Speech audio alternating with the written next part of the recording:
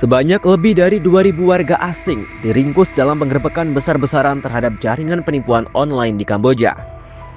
Kementerian Dalam Negeri Kamboja menerangkan dalam penggerebekan tersebut 1.800 orang yang ditahan merupakan warga negara Cina.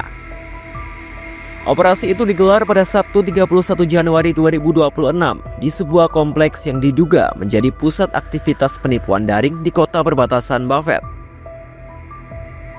Di wilayah yang berada di dekat Vietnam itu dilaporkan terdapat 22 bangunan yang diduga menjadi markas penipuan berkedok kasino. Operasi ini pun dinilai menjadi penggerebekan terbesar sejak pemerintah Kamboja aktif memburu skema penipuan online baru-baru ini.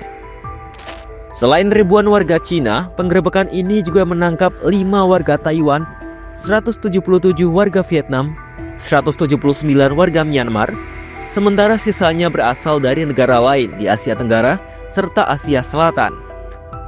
Aparat Kamboja juga melancarkan operasi serupa secara bersamaan di sejumlah wilayah lain. Juru bicara Kementerian Dalam Negeri Kamboja, To Sok Hak menegaskan, operasi ini menandai sikap tegas pemerintah untuk memberantas penipuan online. Ia juga menekankan bahwa Kamboja bukan negara yang akan melindungi bisnis gelap tersebut.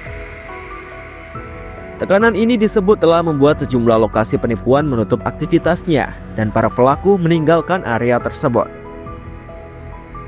Ketegasan sikap Kamboja ini disebut berhubungan dengan adanya tekanan dari Cina yang bertekad aktif menindak kejahatan penipuan. Cina menilai kejahatan penipuan lintas negara ini telah menjadi penghambat untuk pendalaman kerjasama antar negara. Cina pun menyatakan telah memberi perhatian serius terhadap skema kejahatan tersebut. Tekad ini pun menular kepada pemerintah Kamboja yang juga berjanji memerangi industri penipuan. Berdasarkan catatan Komite Ad Hoc Kamboja untuk memerangi penipuan online, telah ada lebih dari 5.000 orang tersangka dari 23 negara yang ditangkap di Kamboja. Sebagian besar dari jumlah tersebut telah dideportasi ke negara asal mereka.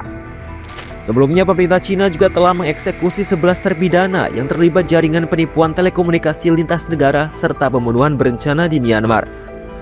Ke-11 terdakwa itu dieksekusi mati sebagai bagian dari penindakan keras terhadap kejahatan terorganisasi.